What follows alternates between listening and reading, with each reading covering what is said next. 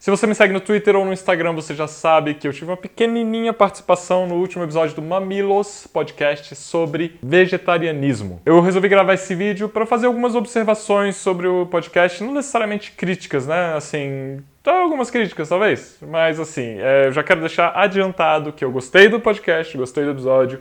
Achei que foi importante para a maioria das pessoas que nunca tinham ouvido falar sobre vegetarianismo. Porém, né, como vegano chato que eu sou, eu tenho que fazer as minhas observações, dizer algumas coisas que eu penso, algumas coisas que poderiam ter sido ditas de uma forma um pouquinho diferente. Bem, vamos lá. Se você gosta do conteúdo desse canal e quer me ver fazendo mais vídeos, considere me apoiar. Entra nesse link aqui que também está na descrição para saber mais. Obrigado. Primeira observação que eu quero fazer, eu gostei muito que elas nomearam esse podcast vegetarianismo e elas não nomearam ele veganismo. Uma coisa que eu acho que é muito chato quando eu vejo podcast ou canal no YouTube ou qualquer pessoa falando assim, vamos falar sobre veganismo hoje, e aí coloca um monte de especista para falar de veganismo. Você não cria um conteúdo sobre feminismo com um bando de machista falando. Você não coloca um monte de racista para explicar racismo. Da mesma forma, você não coloca um monte de especista para explicar veganismo. E nesse sentido, eu acho que um erro que foi comum, constante no podcast foi se referir a quem não é vegano ou quem não é vegetariano como onívoro ou carnívoro. O termo mais correto para contrapor o vegetarianismo, né, seria o carnismo. Então, uma pessoa que não é vegetariana, ela é carnista. Quer dizer que ela participa da cultura da carne, né, essa cultura invisível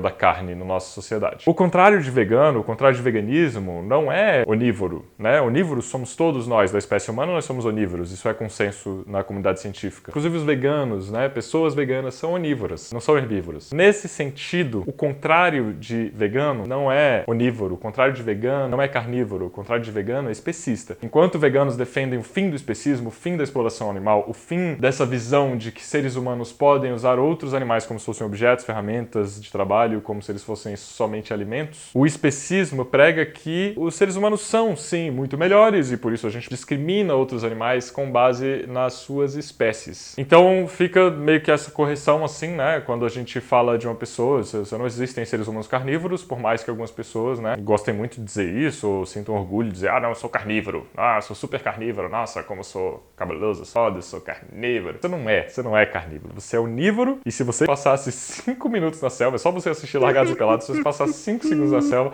você não ia caçar nada, você provavelmente ia morrer com um monte de inseto te mastigando, então menos, abaixa a bola aí, por gentileza. Uma das coisas que foi falada, eu também não vou ficar dizendo quem falou o quê, porque o meu objetivo aqui não é expor ninguém, não é falar mal de ninguém, eu vou falar o que foi dito no episódio, quem ouviu, ouviu, quem não ouviu, ouve, porque eu acho que é positivo, porque eu acho que foi bom. Alguém falou no podcast, nós temos que caminhar no centro, no bom senso, longe dos extremos. E eu queria muito perguntar para essa pessoa como, em que sentido o veganismo é extremo? Em que sentido não causar dor e sofrimento para os animais quando essa dor e esse sofrimento é desnecessário é extremo? Eu senti, e de novo, né, eu fiquei feliz que elas nomearam esse podcast vegetarianismo, eu senti que esse episódio inteiro foi falado só da nossa perspectiva. Foi falado muito pouco da perspectiva dos animais. Quando a gente fala desse negócio, veganismo é muito extremo, veganismo é muito radical, a gente está esquecendo completamente de olhar pela ótica das vítimas, né, do especismo, das vítimas desse sistema que a gente tem de exploração animal. Para essas vítimas, o veganismo não é o extremo, o veganismo é o mínimo, sabe? Não ter seus direitos completamente eliminados é o mínimo. Não ser criado em regime de tortura é o mínimo, sabe? Para esses animais, o veganismo não tem absolutamente nada de radical, não tem nada de extremo. Então, eu vou ficar aqui pegando nesses pontinhos pequenos mesmo, eu não quero que ninguém me interprete mal. De novo, eu gostei do episódio, não tô aqui criando inimigos, eu tô só fazendo observações, afinal, esse é o meu trabalho como um vegano chato que sou. Então, não, a gente não tem que caminhar longe dos extremos e a gente não tem nunca que ver veganismo como um extremo. O veganismo é o mínimo. Eu vou apontar aqui algumas coisas que eu gostei muito do episódio. Uma delas foi o relato de uma pessoa que disse que a mãe era muito pobre e comprava a xepa na feira. E ela deixava de comprar carne, não é porque, né, ela não gostava, porque ela estava preocupada com saúde ou não sei o que, ela deixava de comprar carne porque carne é caro. Veganismo, ele pode ser tão caro quanto você quiser que ele seja. Para essa pessoa, pessoa, a única alternativa dela era não consumir animais, simplesmente por causa de preço, uma coisa de acesso. Então,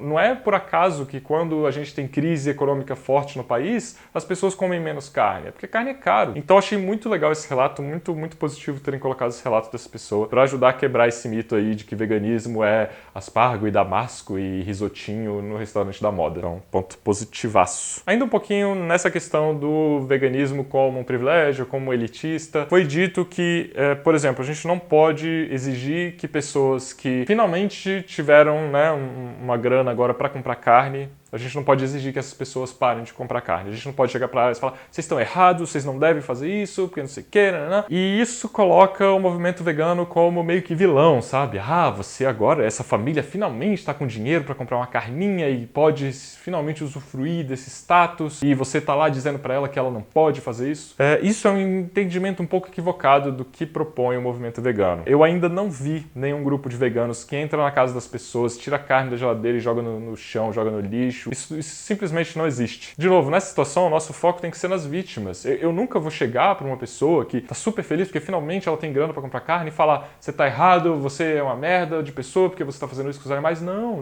nunca vou fazer isso. Mas eu posso, com certeza, questionar para ela de onde ela acha que surgiu esse status. Por que carne virou status, né? A gente realmente precisa comer essa quantidade absurda de carne que a gente come hoje, sendo que, sei lá, há 3 décadas a gente consumiu muito menos. Quem que vendeu pra gente essa ideia de que carne é status e de que carne é muito bom e é muito positivo? Eu posso perguntar para essa pessoa também o que ela acha da forma como esses animais são criados e mortos na indústria. Eu posso, se essa pessoa estiver aberta, eu posso mostrar vídeos de como isso acontece para essa pessoa, e essa pessoa ela vai chegar às próprias conclusões sobre o que ela acha que é mais correto ou menos correto fazer nessas situações. É muito comum que as pessoas fiquem muito ofendidas quando veganos falam com ela, ainda mais quando, né, elas consomem animais diariamente e daí elas se sentem atacadas, mas não é isso que a gente está fazendo. De novo, a gente não está tirando a carne, leite, ovos da geladeira das pessoas e falando que vocês estão errados, apontando o dedo na cara. A gente está conversando, a gente está expondo informação, a gente está mostrando para as pessoas como a indústria trata esses animais, a gente está mostrando para a pessoa como esses animais são mortos e daí, a partir daí, né, se essa pessoa quiser alinhar os valores dela com as ações dela, isso vai ser uma escolha dela, não por uma imposição nossa, né, não uma imposição dos veganos, como se a gente tivesse o poder, né, de realmente fazer as pessoas pararem de comer carne.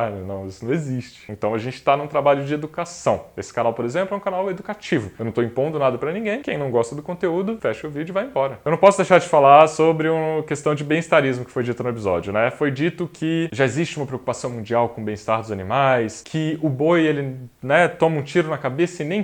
Aliás, não disseram toma um tiro na cabeça. Disseram ele é sensibilizado e ele nem sente, nem percebe que morreu. Ele nem sabe que morreu. É tudo muito bonito, né? Muito bem... Nossa, é maravilhoso. Importantíssimo lembrar, escala industrial de produção de carne, você tem o transporte, isso foi dito também, o transporte é extremamente traumático para esses animais. A fila até o abate, até a morte, é extremamente problemática em termos psicológicos para esses animais. Esses animais, eles têm dimensões diferentes, eles têm formatos diferentes de cabeça, de crânio, de pele. Os funcionários que manuseiam essas pistolas para dessensibilizar esses animais, eles estão cansados, eles muitas vezes passam por longos períodos trabalhando sem descanso e eles acabam errando esses tiros. É comum que isso aconteça. Tem muitas imagens de animais que são, né, tem a sangria feita quando cortam a jugular com uma faca para sangrar. Quando isso acontece, é muito comum ver isso acontecendo com animais que ainda estão conscientes, que ainda estão se mexendo, que ainda estão abrindo e fechando os olhos e a boca, dando claros sinais de algum tipo de consciência de que eles estão sentindo dor ali. E se isso está sendo exposto em algumas imagens, né, de abatedouros que foram feitas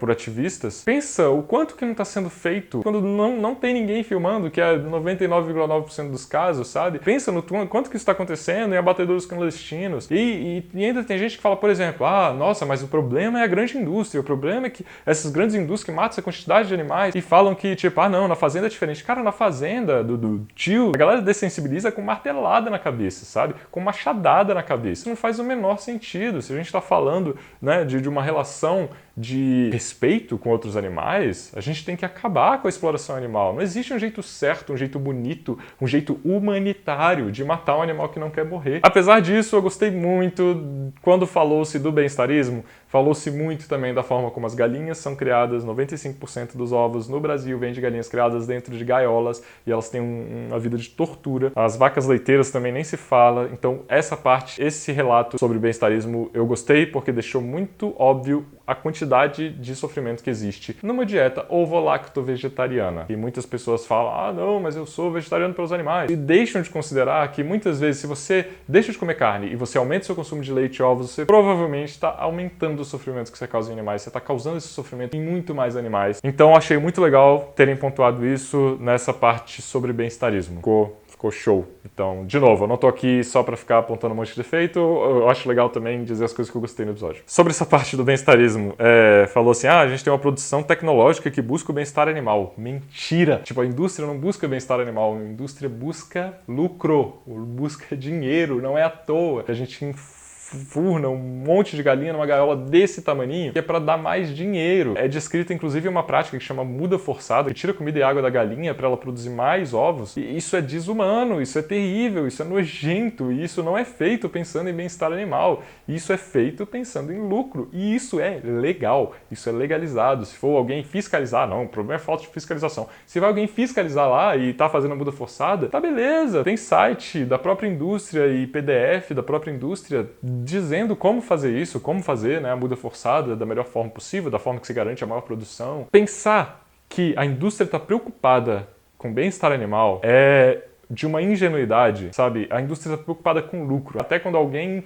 lança um ovo livre de gaiolas, eles também estão preocupados com lucro, eles não estão preocupados com o bem-estar animal, eles estão preocupados em vender para essa parcela pequena da população que se importa um pouquinho mais com o bem-estar animal, sabe? Não estão preocupados em realmente cuidar desses animais, essas galinhas, até porque mesmo as galinhas, né, que são criadas soltas, aqui entre várias aspas, elas vêm de incubadoras que trituram pintinhos ou sufocam pintinhos machos com poucos dias de vida, sabe? Então a preocupação com o bem-estar animal é uma coisa ilusória, então desiste disso. Também foi dito, e eu vou ter que repetir isso aqui, sobre cadeia alimentar. Ah não, porque por causa da cadeia alimentar, né, a gente tá à parte da cadeia alimentar, a gente não tem predador, a gente não preda, a gente está completamente à parte. Nossa sociedade atual, hoje em dia, está à parte da cadeia alimentar. Então usar esse negócio da cadeia alimentar para justificar a forma como a gente trata outros animais está simplesmente errado. Assim, mesmo que a gente estivesse na cadeia alimentar, né, quando a gente ainda estava na cadeia alimentar, a gente estava no mesmo nível das anchovas. Então não é como se a gente fosse o topo da cadeia alimentar, sabe? Também foi dito,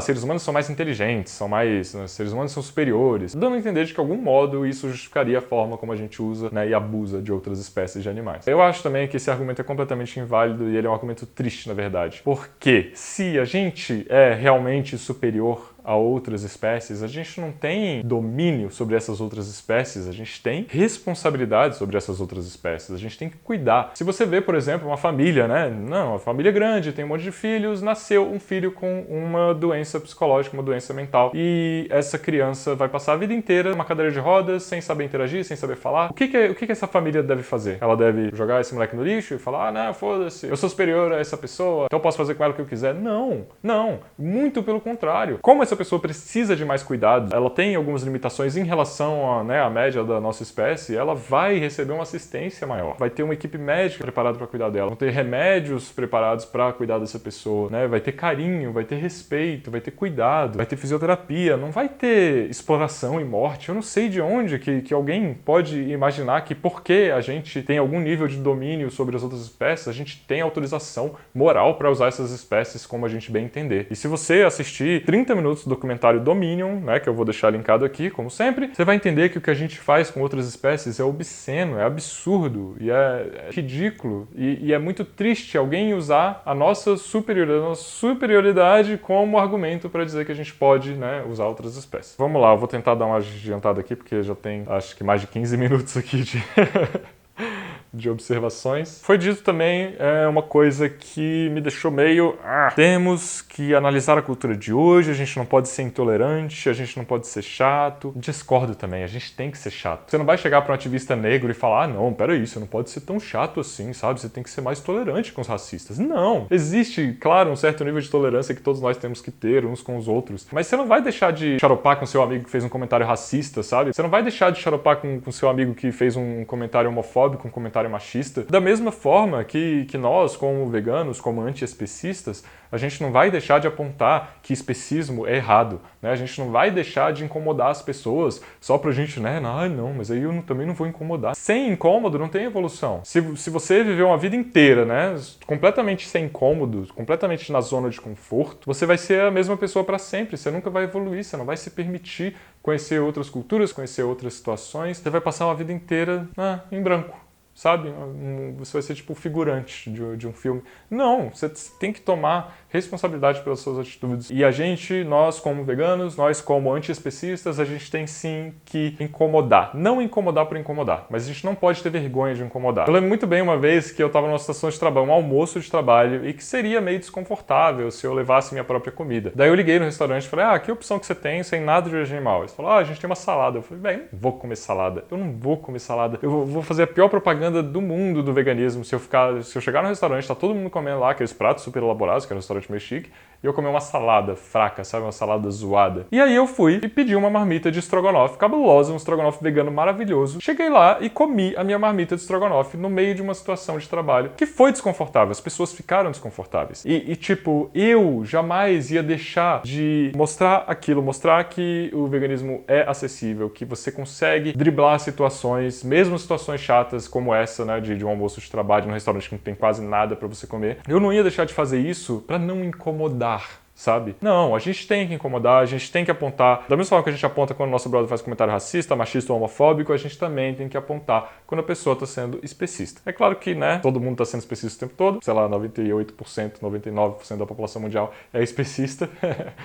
Então acaba que a gente fica sendo realmente muito chato por isso, mas a gente não vai parar de falar sobre veganismo até que todo mundo pare de explorar animais. Fica aí o recado. No final do episódio eu fiquei muito feliz, eu quase comemorei no meio da rua ouvindo o episódio, porque foi dito o seguinte: realmente não existe justificativa moral para comer carne. E eu falei, aí sim, não existe justificativa moral. Acertou em cheio. Por isso que eu achei que esse episódio, de uma forma geral, foi muito, muito positivo. Vamos supor, né, eu não indicaria esse episódio para uma pessoa que já é vegana há muito tempo, já entende muito bem os problemas do especismo e tal. Mas agora, pro público do Mamilos, um público que não tem um contato direto com esse tema, maravilhoso, muito bom esse episódio, um primeiro contato muito bom. Tiveram vários comentários da Ju e da Cris que eu gostei muito, que elas falaram. Gostei muito da forma como o Eduardo Jorge conduziu também algumas respostas, apesar de eu não entender como que o Eduardo Jorge não é vegano ainda. Como pode? O que falta, pelo amor de Cristo? Então é isso aí. Adorei o episódio, gostei muito da minha participação lá, fiquei muito feliz que elas deram esse espaço, né? Apesar de ser um episódio sobre vegetarianismo, elas deram espaço para um ativista vegano falar um pouquinho. Eu que já ouço Mamilos há muito, muito tempo. Sabe quando você tá ouvindo um podcast e você fala assim, pô, eu queria participar desse podcast, eu queria responder, você fica me conversando com as pessoas que estão falando. Eu senti que nesse podcast eu consegui fazer isso. E isso foi muito legal. Então, de novo, apesar de todas as minhas críticas, de todas as minhas observações aqui, eu gostei muito, achei que foi muito positivo, achei que foi muito legal, fiquei muito feliz de ter participado e elas disseram no final do episódio também que vão fazer um episódio mais aprofundado sobre veganismo. E aí sim eu quero ver veganos ou veganas na mesa, porque é muito importante que a gente tenha ativistas da causa falando sobre esse tema, né, com a responsabilidade, com o cuidado que ele merece. Então, obrigado, Mamilos, obrigado, Ju, obrigado, Cris, e é isso aí, sempre que precisar, pode contar comigo. Pela última vez, eu não tô aqui fazendo uma reclamação, uma xaropação. Não é ódio gratuito, isso é realmente só reflexões sobre as coisas que eu vi no episódio. E estou muito feliz que esse episódio existiu, tá bom? Um beijo.